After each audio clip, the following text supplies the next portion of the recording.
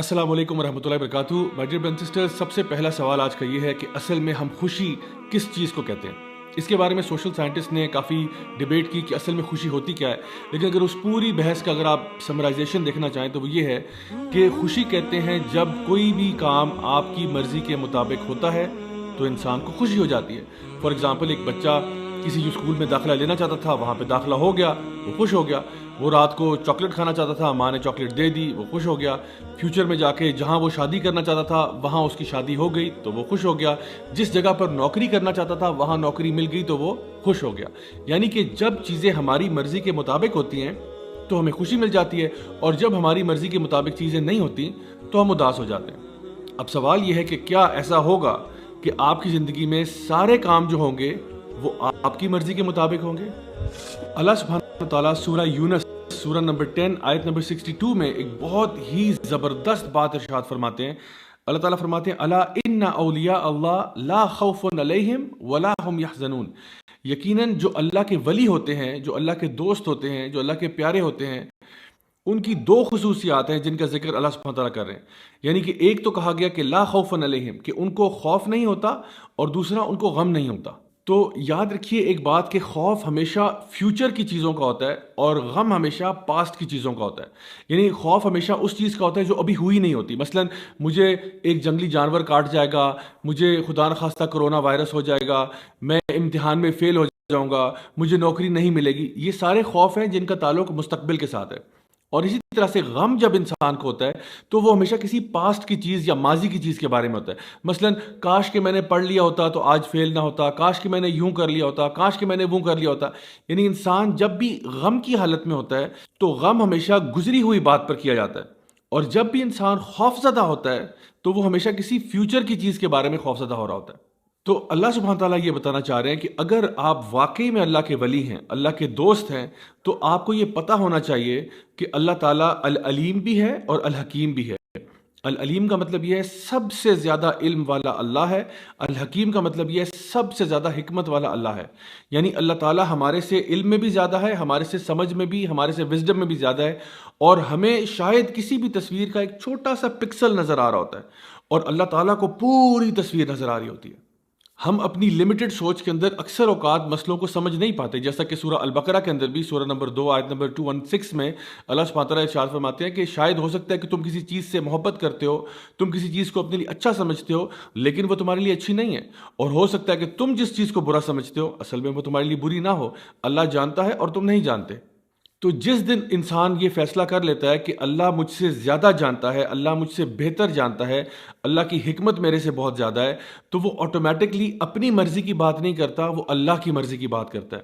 اسی لیے صحابہ کرام رضی اللہ عنہم اجمعین یہ کہا کرتے تھے کہ جب ہم لوگ دعا مانگتے ہیں اور ہماری دعا قبول ہو جاتی ہے تو ہمیں بڑی خوشی ہوتی ہے، اور جب ہماری دعا قبول نہیں ہوتی تو ہمیں اور بھی زیادہ خوشی ہوتی ہے کہ پہلے تو جو مرضی تھی وہ ہماری تھی، لیکن اب جو ہوگا وہ اللہ کی مرضی کے مطابق ہوگا، اور یقیناً اللہ کی مرضی ہماری مرضی سے بہتر ہے.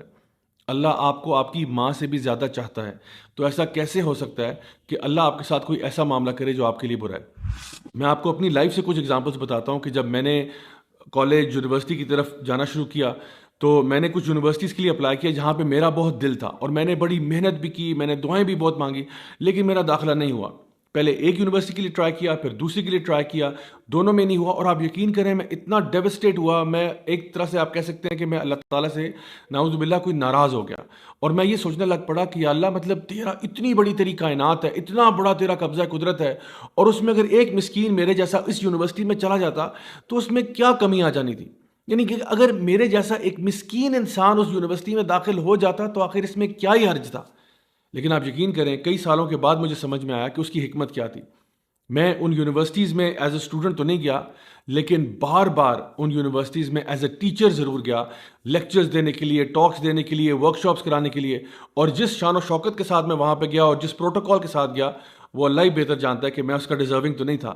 لیکن میں نے بعد میں جب اس کے بارے میں غور کیا اور سوچا تو یہ خیال آیا کہ واقعی میں اس ٹائم پہ جو سوچتا تھا اللہ کا پلان میرے پلان سے کروڑوں گنا بہتر تھا. اور ایک دفعہ ایسا بھی ہوا کہ میرا پاؤں جو ہے وہ 4 جگہ سے ٹوٹ گیا، اور وہ اسی طرح سے میں سوچتا تھا اس کے بارے میں کہ آخر اس میں کیا حکمت ہو سکتی ہے. مطلب نارمل میری روٹین چل رہی ہے، لوگوں کو پڑھانے کا سلسلہ چل رہا ہے، پڑھنے کا سلسلہ چل رہا ہے، تو یہ جو میرا پاؤں ٹوٹا ہے کیا یہ ضروری تھا؟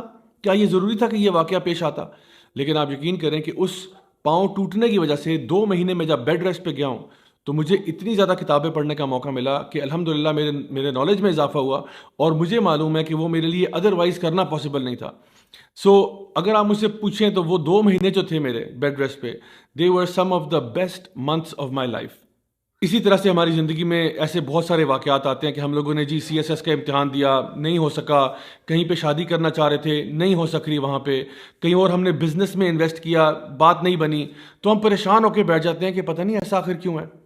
کبھی کبھار اولاد کے معاملے میں ہم یہ سوچتے ہیں کہ ہائے میں تو بیٹے چاہتا تھا، اللہ مجھے بیٹیاں کیوں دے رہا ہے، یا میں اولاد چاہتا تھا، مجھے اولاد کیوں نہیں مل رہی. آپ یقین کریں گے میں کچھ ایسے لوگوں کو بھی جانتا ہوں جن کی شادی کے 18 سال کے بعد، 20 سال کے بعد اللہ تعالیٰ نے ان کو اولاد دی ہے. کچھ ایسے لوگ بھی ہیں جنہوں نے بہت چھوٹے بزنس سے آغاز کیا اور 10 15 20 سال کے بعد اللہ تعالیٰ نے ان کو کروڑ پتی بنا دیا. مائی ڈیئر برادرز سسٹرز، اللہ تعالیٰ آپ کے ٹائم ٹیبل کے مطابق نہیں چلتا، ہم اللہ تعالیٰ کے بتائے ہوئے ٹائم ٹیبل کے مطابق چلتے ہیں. سو آپ اپنے طور پہ پوری کوشش کریں، پوری محنت کریں. اگر تو اللہ تعالیٰ نے چاہا تو اسی میں اللہ تعالیٰ خیر و برکت ڈال دے گا، اور اگر اللہ تعالیٰ نے ایسا نہ چاہا تو یہ بات جان لیں کہ جو بھی فیصلہ اللہ کا ہوگا وہ آپ کے لیے بہتر ہوگا. اسی لیے اللہ سبحانہ تعالیٰ ان اگلی آیات میں ارشاد فرماتے ہیں الذین آمنوا وکانوا یتقون، کہ یہ وہ لوگ ہیں جو اللہ کے ولی ہیں، جو کہ ایمان لاتے ہیں اور تقوی اختیار کرتے ہیں. لہم البشریٰ فی الحیات الدنیا وفی الآخرہ، اللہ تعالیٰ ان کو خوشخبریاں سناتا ہے دنیا میں بھی اور آخرت میں بھی. مائی ڈیئر برادرز سسٹرز، اگر آپ ان آیات کو سمجھ جائیں تو آپ کو یقین ہو جائے کہ جو لوگ بھی اللہ تعالیٰ کے دوست بن جاتے ہیں، نہ فیوچر کے بارے میں ان کو ٹینشن ہوتی ہے کیونکہ ان کو پتہ ہے کہ جو فیصلہ اللہ کرے گا وہ بہتر ہوگا، نہ پاسٹ کا غم ہوتا ہے کیونکہ وہ پاسٹ کے بارے میں اگر جو غلطیاں کوتاہیاں ہوئی ان سے توبہ کر کے آگے آپ جا چکے ہیں.